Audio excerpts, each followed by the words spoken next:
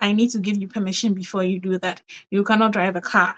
I need to drop you and pick you up, even if you can get a driver's license. Or sometimes they might even take your paperwork away from you. You cannot do anything. They control everything that you do. You have no freedom. Everything that needs to be done, it's only what they say that you have to do. When that happens, it's considered a pattern of abuse, that you are being abused because it's a system to control you and to, control what you do, who you see, who you talk to. I mean, you cannot call your parents, you cannot call your siblings, you cannot see anybody, you cannot have any friends. That is a pattern of control. So if somebody is engaging in anything related to that, it is considered to be abuse, for which VAWA as a law was passed. Yes. And then sometimes too, they'll forcibly detain you, like physically detain you, that this is your room. Probably lock it, go away with the key, and only open it up when they come back home. This is a pattern of abuse. So if you're going through any of these and you are afraid to take a step forward because you think there's no hope for you, if you're being abused, in terms of immigration benefit, there's a pathway for you to get your green card without your abuser. You can self-petition.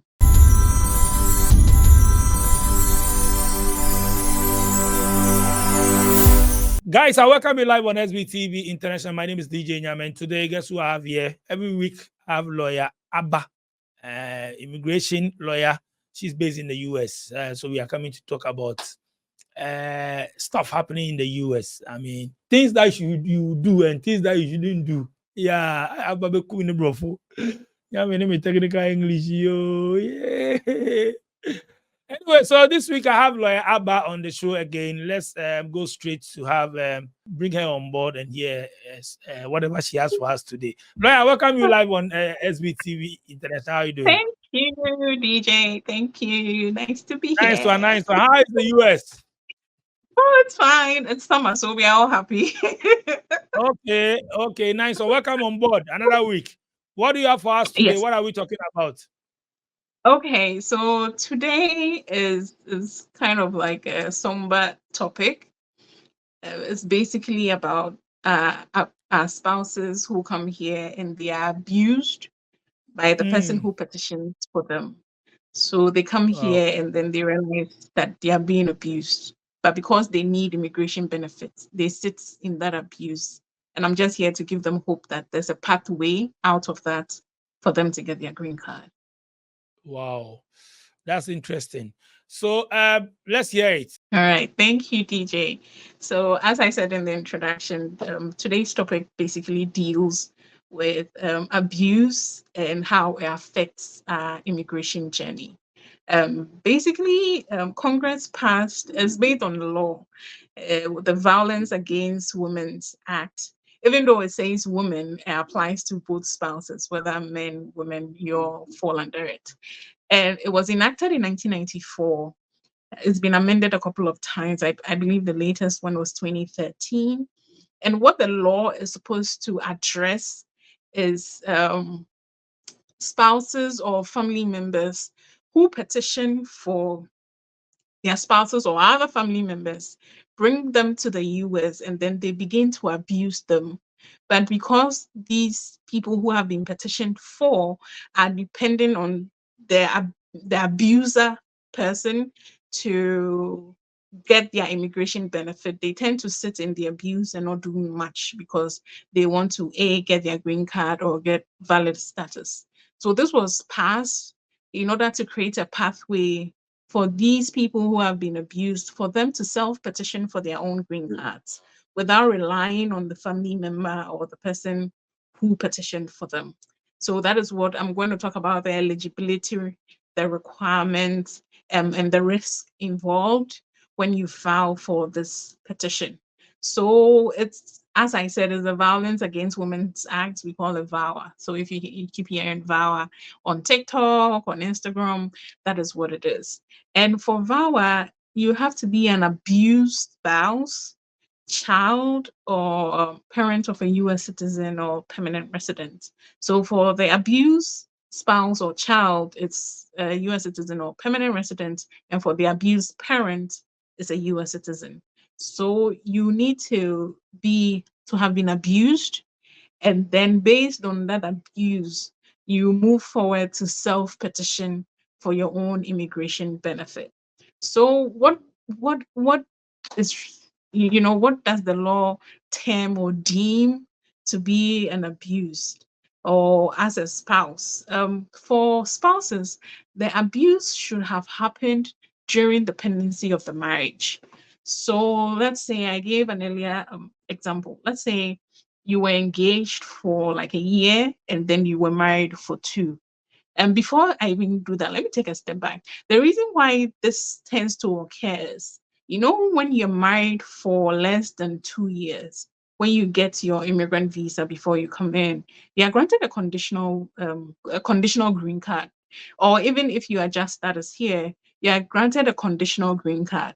And after the 2-year period, you need to go back to USCIS and have an interview, file a petition, a form, and all of that to get the conditions removed, so you would get a 10-year green card. So for people who already have like the 10-year green card, either through adjustment or through their immigrant visa when they come in, they tend to have, like, should I say, an easier path, because once the abuse starts, because they have their 10-year green card, they tend to, they won't stand for it and then they would leave. But for most people who are waiting on the conditions to be removed, it becomes a bit of a big deal because they can't leave.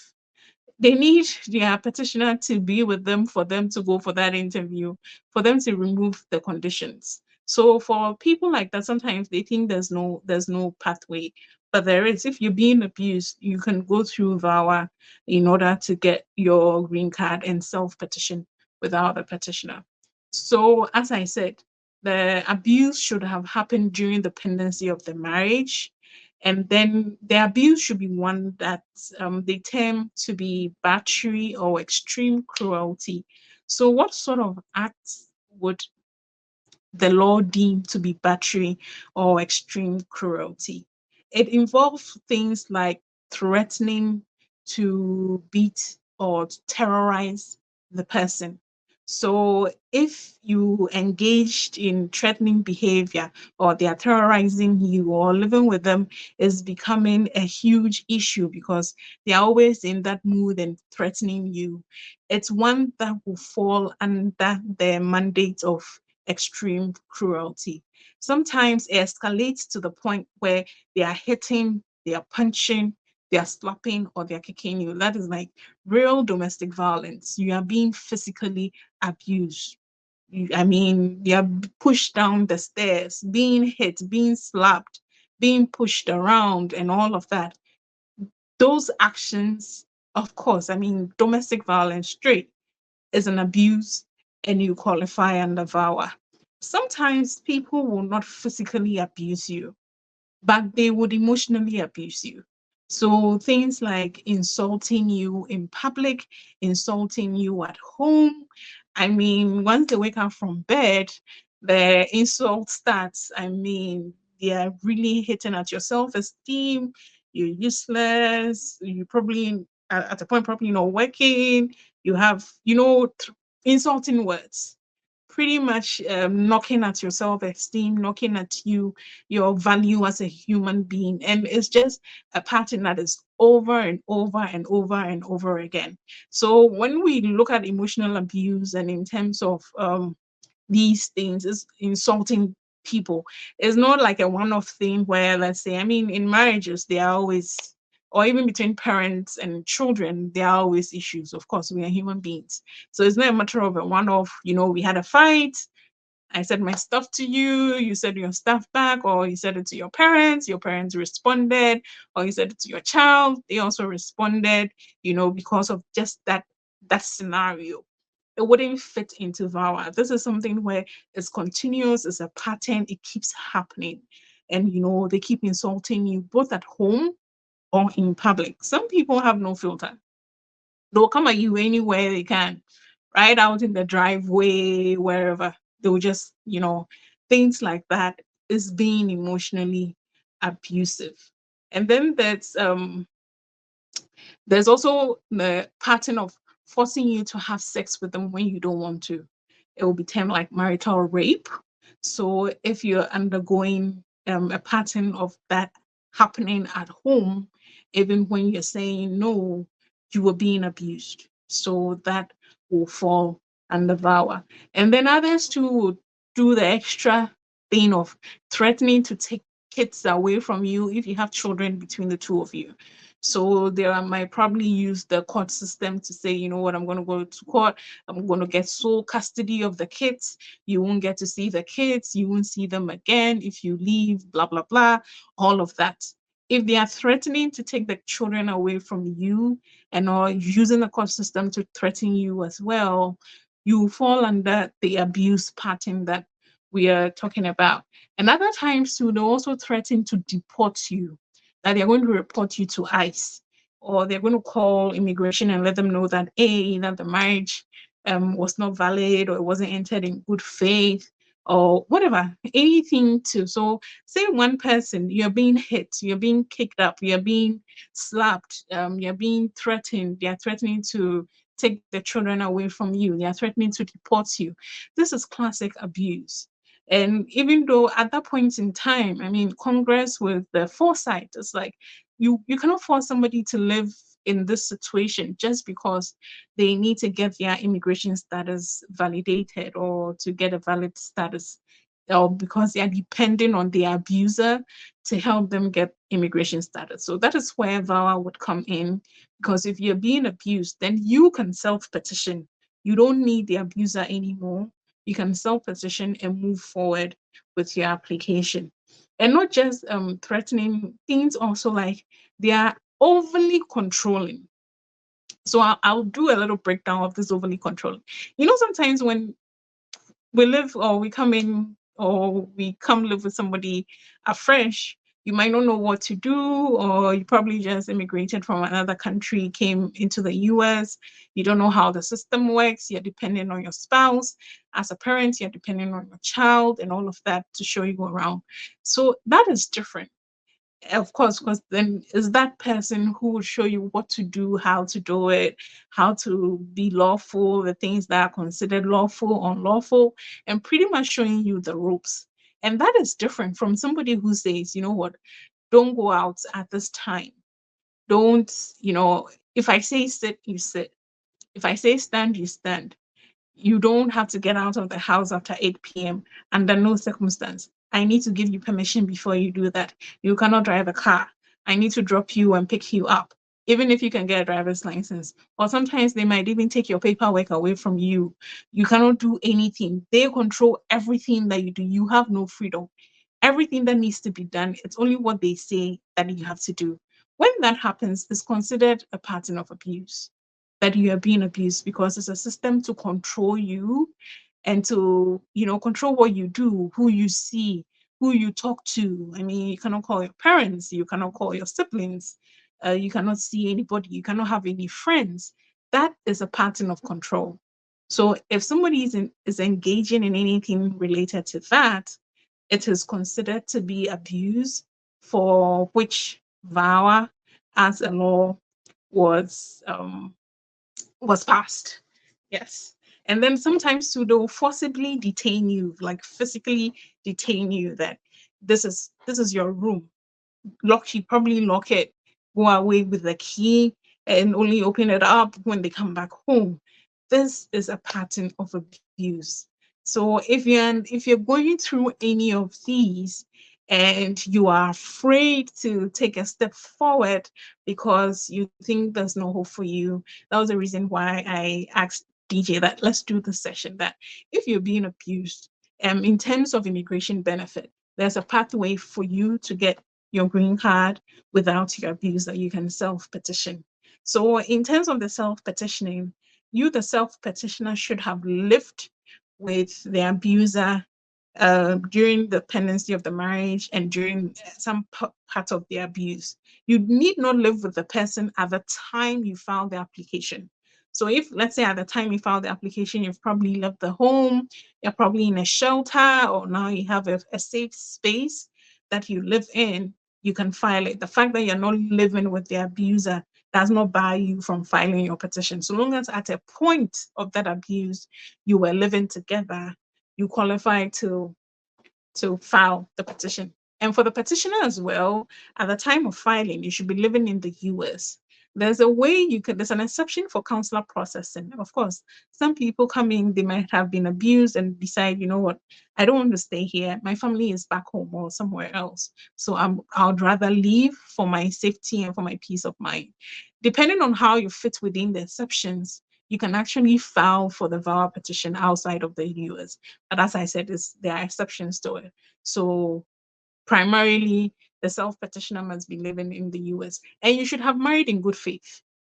So, I mean, at the time you married, of course, no one would knowingly marry an abuser. So at the time you married, you felt this was a good marriage. This was the person you wanted to spend the rest of your life with. So you married. So once you married in good faith, you would qualify. It's part of the qualifications for you filing the VAWA. And for you, the petitioner as well, you should have good moral character. As we already, I'm sure if you've watched a couple of my videos, there are some crimes that are will not qualify you for immigration benefits. So if they run a background check and it's all red with a list of your crimes, so you should be somebody with a good moral character. And then as a self-petitioner too, you can add your children, your stepchildren, adopted children as derivatives under your petition, even if they were not abused by the person.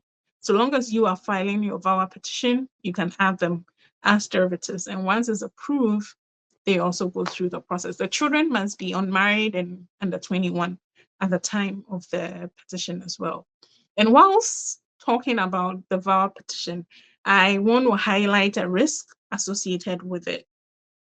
Basically, prior to 2018, once the service center, let's say, denied your VAWA, that was the end of it. After 2018, there's been some mandates and that has come forth where if you are denied your VAWA, they might, it's not for every petition, but they may send your petition to Immigration and Customs Enforcement, and they might put you in removal proceedings.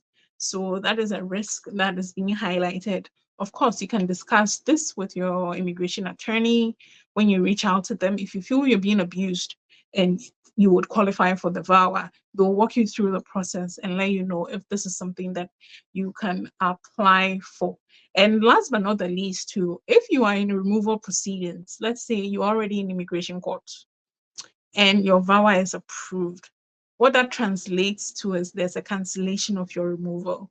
So you're no longer deported. So VAWA is an important tool that if we know about and we fit into the category, we're eligible, the requirements apply to us, we can reach out to our attorneys and they will just, walk you through what you need, how you need to go about it, and then you can apply. But for whatever it is, if you're being abused, always find a safe space, leave, and then, because of VAWA, you can now self-petition in order to get your green card. So that is all I wanted to talk about today. Thank you, DJ. Thank you so much, lawyer Abba _ immigration attorney. Powerful one. Thank you so much for coming on my show this week with this important filler info given to us. Guys, you can contact lawyer Abba on social media, Abba _ immigration attorney on Instagram, on Facebook, and on TikTok. You can DM her, follow her, DM her. You can also call her number. You can call her on the numbers on the screens. She's on WhatsApp too as well. Lawyer, can you mention your WhatsApp number? Okay, so now I have to my main number there, 860. You know the number I forgot. So now all the two numbers are on WhatsApp, right? On WhatsApp. Yes, all the two numbers So are on WhatsApp. So mention the other number. Okay, that one is +1 815 258-8727. That's the answer. Mention it again, please. +1 815-258-8727. Okay, guys, contact lawyer Abba. She's very good. Contact her for all your green card matters and other issues, immigration issues that you are facing. Contact her. If you are in your country, you're outside the US, you can call her. If you're in the US too, you can call her. Lawyer, thank you so much for coming on the show. Enjoy your weekend. Hope to see you next week. All right? Thank you. All right, Nice DJ. one. Nice one. Take care. So, guys, thank you so much for joining us this week. Make sure you tap on subscribe, like, share. Invite your friends to come and join us. If you want to come on my show as well to share your story, your experience, wherever you are, just link up. Let's have a chat. Thank you so much. I'll thank my production team. Subscribe. Charlie, big ups. See you guys again. 2